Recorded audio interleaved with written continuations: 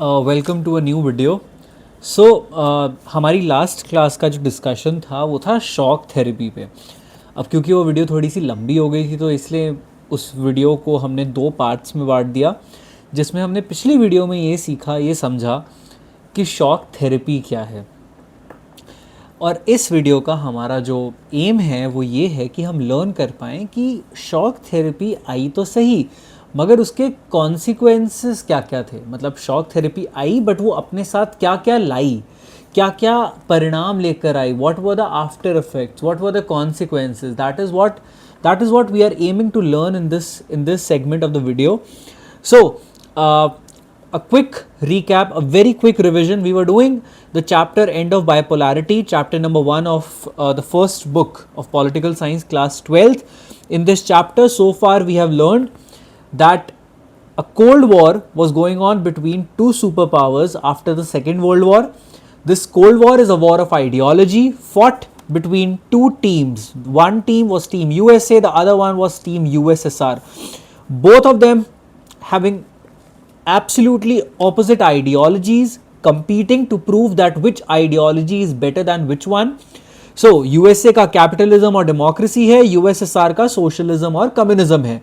अब ऐसे में बहुत सारे कॉजेज हुए। मैंने आपको एक पूरी वीडियो 20 मिनट की हमारी वीडियो है जहां पर हमने कॉजेज डिस्कस करे हैं। कॉजेज हुए यूएसएसआर के डिसइंटीग्रेट होने के। यूएसएसआर हुआ खत्म 25 दिसंबर 1991 में। अब यूएसएसआर के खत्म होने के बाद, कॉजेज पढ़ने के बाद डिसइंटीग्रेशन के, हमने उसके कॉन्सिक्वेंसेस पढ़े और उसके बाद हम आए थे एक टॉपिक पे जिसका नाम था शॉक थेरेपी।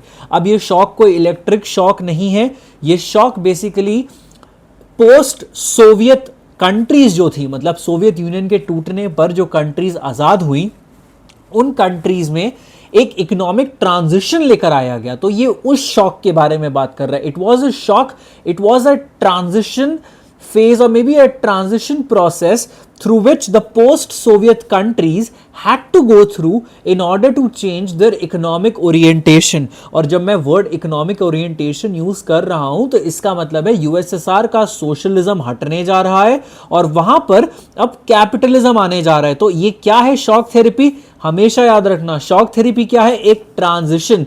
शॉक थेरेपी क्या है? एक ट्रांसफॉर्मेशन। शॉक थेरेपी क्या है? एक बदलाव की बात की गई है।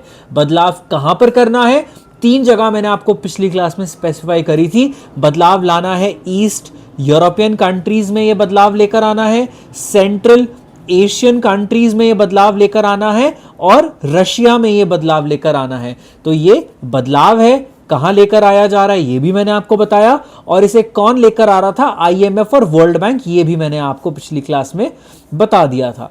तो ये है हमारा शॉक थेरेपी। और कुछ फीचर्स मैंने आपको बताए थे कि अब फॉरेन ट्रेड, फॉरेन इन्वेस्टमेंट को इंट्रोड्यूस करा जाएगा, पुराने ट्रेड अलायंसेस तोड़े जाएंगे, नया ट्रेड अलायंस जोड़ा जाएगा डायरेक्टली वेस्ट के साथ। मतलब जो पोस्ट सोवियत कंट्रीज हैं, मैं आपको बता दूं यूएसएसआर 15 रिपब्लिक से मिलकर बना था, तो ये 15 रिपब्लिक्स आपस में कोई रिश्ते नहीं रखेंगी, इन सब का इंडिविजुअल अकेला अकेला रिश्ता होगा डायरेक्टली पश्चिमी देशों के साथ, वेस्ट और पर्टिकुलरली यूएसए के साथ जुड़ा हुआ।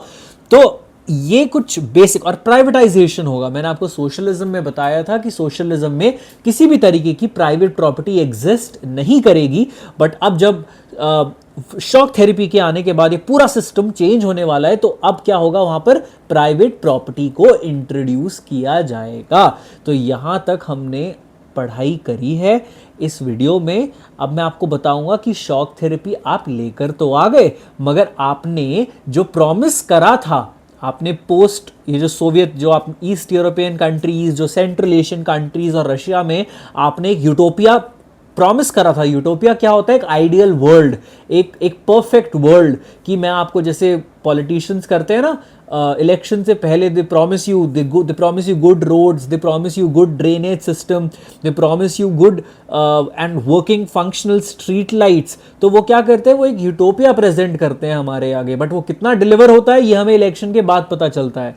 सिमिलरली शॉक थेरेपी ने एक यूटोपिया तो प्रेजेंट करा था कि आप शॉक थेरेपी अपनाओ और ये सारे फायदे पाओ, मगर शॉक थेरेपी के लाने के बाद एक्चुअली में क्या रिजल्ट था ये समझना बहुत ज्यादा जरूरी है। मैं आपको पहले से ही एक स्टेटमेंट बता देता हूं that the consequences of shock therapy on these mentioned areas were disastrous. बहुत ही ज्यादा खतरनाक, बहुत ही ज्यादा बुरे कॉन्सिक्वेंसेस देखने को मिले शॉक थेरेपी के इंप्लीमेंटेशन के बाद। जो यूटोपिया प्रॉमिस किया गया था वो बिल्कुल भी डिलीवर नहीं हुआ। अब कॉन्सिक्वेंसेस को समझने के लिए अब आते हैं हमारे मेन कंटेंट पे कि हम इसका आंसर कैसे लिखेंगे। तो पहले हम ऑब्वियसली हम हर एक 4 नंबर का या 6 नंबर का आंसर एक इंट्रोडक्शन के साथ शुरू करेंगे, और इंट्रोडक्शन आपका ये बताएगा पहले कि शॉक थेरेपी क्या है एंड इसके कॉन्सिक्वेंसेस को हम 2 ब्रॉड कैटेगरीज में फिट करने की कोशिश कर रहे हैं। हमारे लिए पहली कैटेगरी होने वाली है इकोनॉमिक कॉन्सिक्वेंसेस, यानी कि आर्थिक कॉन्सिक्वेंसेस क्या थे, और दूसरी कैटेगरी होने वाली है पॉलिटिकल कॉन्सिक्वेंसेस, यानी कि राजनीतिक कॉन्सिक्वेंसेस क्या थे, किसके, शॉक थेरेपी के। शॉक थेरेपी क्या है, ट्रांसफॉर्मेशन और transition from a socialist system to a capitalist system. कहां लाई गई ये भी पता चल गया आपको, कौन लेकर आया ये भी पता चल गया, और उसके 2 कॉन्सिक्वेंसेस आर्थिक भी पता चल गए आपको और राजनीतिक, यानी कि इकोनॉमिक एंड पॉलिटिकल। तो पहले इकोनॉमिक कॉन्सिक्वेंसेस की बात करते हैं।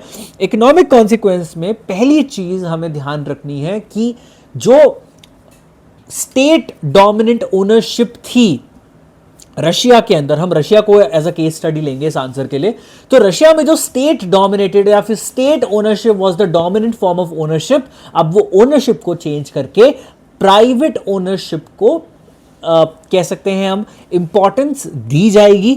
और जितनी भी इंडस्ट्रीज थी रशिया की वो बहुत जल्दबाजी में और बहुत अंडर वैल्यूड तरीके से प्राइवेट प्लेयर्स को बेची गई। तो हमारा पहला इकोनॉमिक कॉन्सिक्वेंसेस ये है that highly valuable industries sold at throw away prices. और इसके लिए हमारी बुक में एक टर्म भी लिखा है, largest garage sale in the history.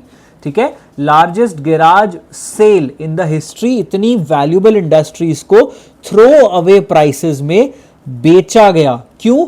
क्योंकि प्राइवेटाइजेशन जल्दी से जल्दी लेकर आना था। तो हमने क्या करा, प्राइवेट प्लेयर्स को बहुत महंगी महंगी बहुत वैल्यूएबल इंडस्ट्रीज फटाफट बेचने का काम करा। दूसरा कॉन्सिक्वेंस बहुत इजी है, रूबल करेंसी है रशिया की, आप लोगों को पता होगा। रूबल की जो वैल्यू थी, ठीक है, rouble value declined as a currency. Rouble की इंटरनेशनल जो एक स्टैंडर्ड था वो गिरने लगा। उसके बाद और क्या क्या इकोनॉमिक कॉन्सिक्वेंस हुए, इकोनॉमिक कॉन्सिक्वेंस हुआ इन्फ्लेशन।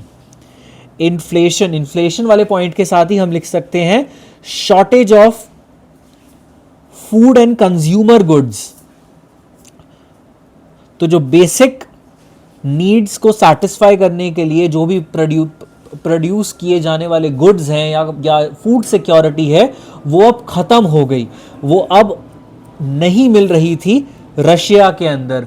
उसके अलावा जीडीपी, ये पॉइंट मैं आपको पिछली क्लासेस में भी बता चुका हूं कि जो रशिया की जीडीपी थी वो 1989 में ज्यादा बेहतर थी और 1999 में कम थी। तो मतलब 10 साल पहले आप खुद इमेजिन करिए कि एक टाइम के साथ आपकी जीडीपी, आपकी इकोनॉमी बढ़नी चाहिए, बट रशिया के साथ because of this shock therapy उल्टा हो गया था।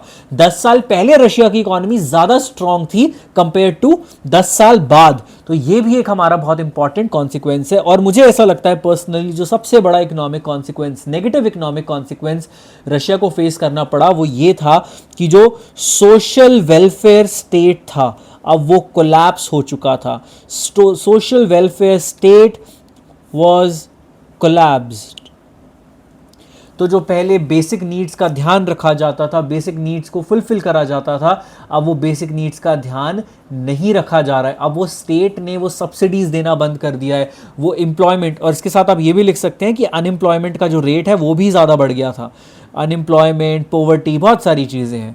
ठीक है, तो जो स्टेट जो पहले लोगों का ध्यान रख रहा था अब वो ध्यान नहीं रख रहा था। क्यों? क्योंकि अब स्टेट का जो सोशल वेलफेयर का जो मॉडल है वो रिप्लेस हो चुका है।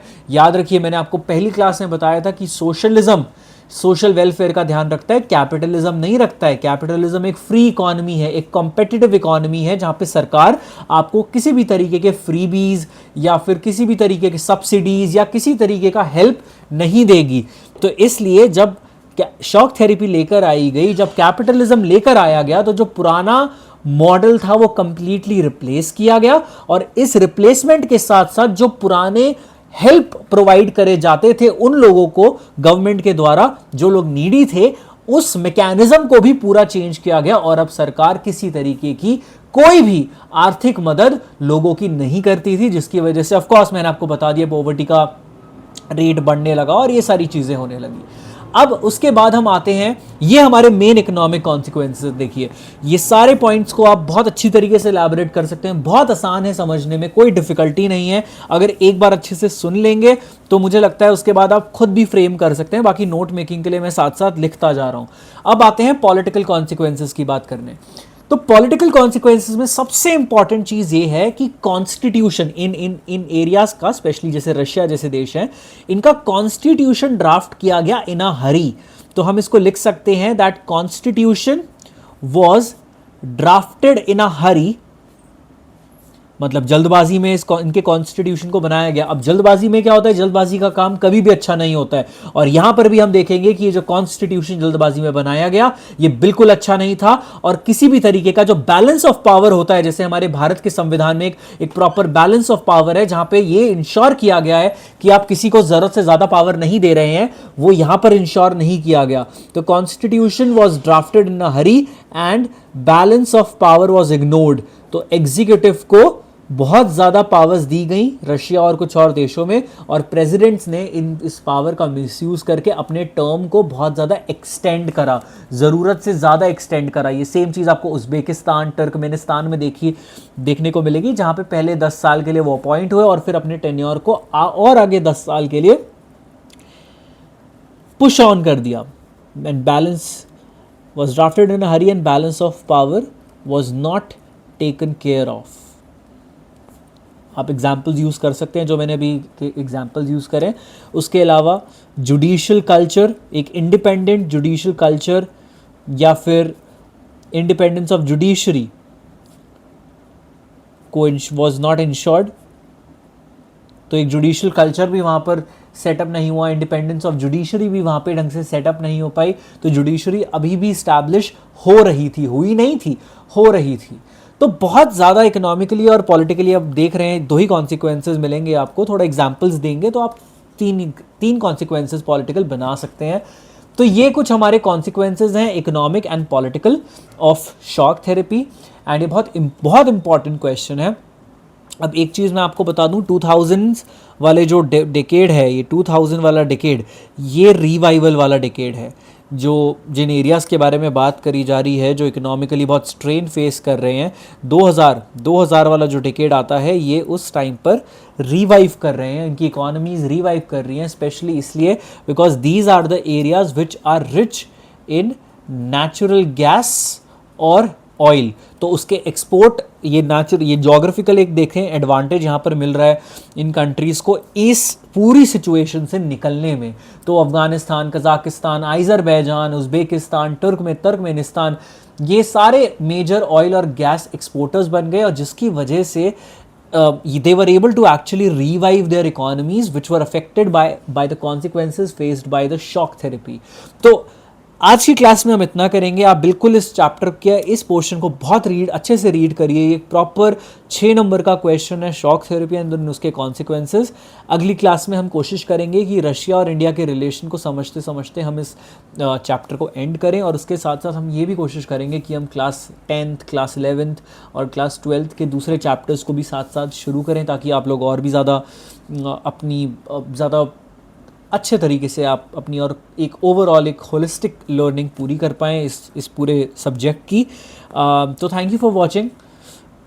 Do share, subscribe, like, comment, give me some constructive criticism, what more can be done, in what other way it can be done, and I'll be grateful for you. So thank you for watching. I'll see you in the next video.